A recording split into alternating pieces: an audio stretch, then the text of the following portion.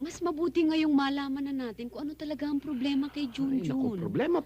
problema. Wala na ako narinig sa'yo kung di yan. Magkakaroon nga ng problema pag iniisip mong meron eh. Si Lina, honey, please, tigilan mo na yan. Hindi nga ako titigil eh. Paano nga akong titigil? Nararamdaman kong kakaiba nga si Junjun sa ibang bata. Junjun, sleep na. Junjun, please.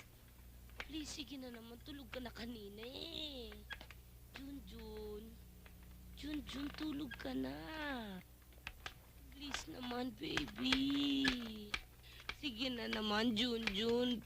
Please, my yaya is very sleepy. Junjun, sige na matulog ka na, please. Junjun, sige na naman, oh, please. Ma'am, Ma'am, si Junjun ho, ayaw talagang matulog eh. Tulog na ho yan kanina eh, tapos biglang nagising. Tapos bigla nang nagsimulang uyugin ang crib niya. Ayaw ho namang paawat. Kapag pinipigilan ko naman ho, tulad ng dati, yung kamay naman niyang kinukursunada. Come here.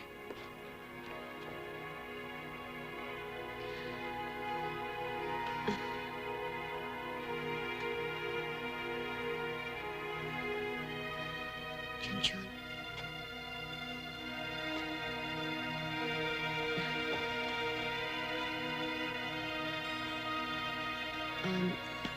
Ruby,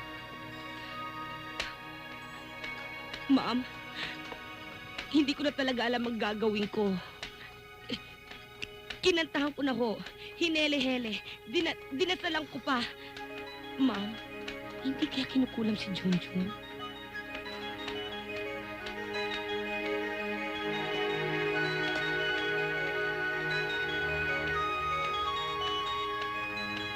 Can you hear this, Junjun?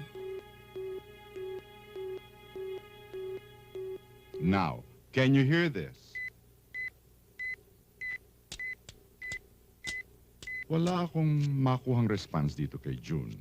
Kung ito ang pagbabatayan natin, may diferensya nga ang pandinig ng bata.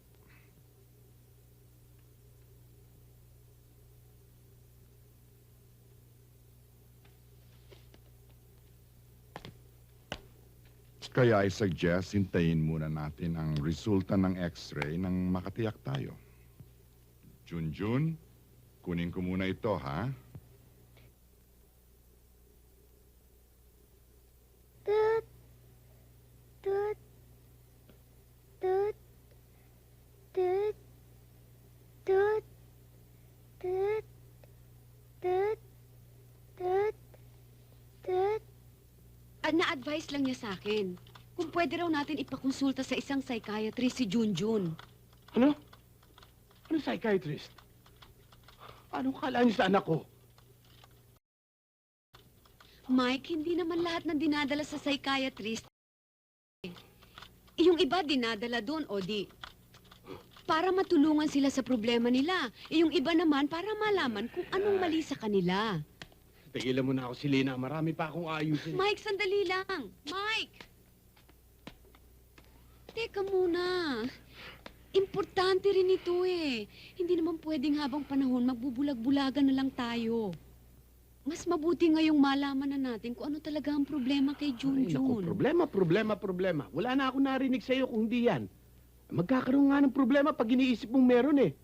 Si Lina, honey, please, tigilan mo na yan. Hindi nga ako titigil eh. Paano nga akong titigil? Nararamdaman kong kakaiba nga si Junjun sa ibang bata. Ay, hindi ako matatahimik. Bahala ka. Kung gusto mong guluhin ang sarili mo, nasa sa'yo yun.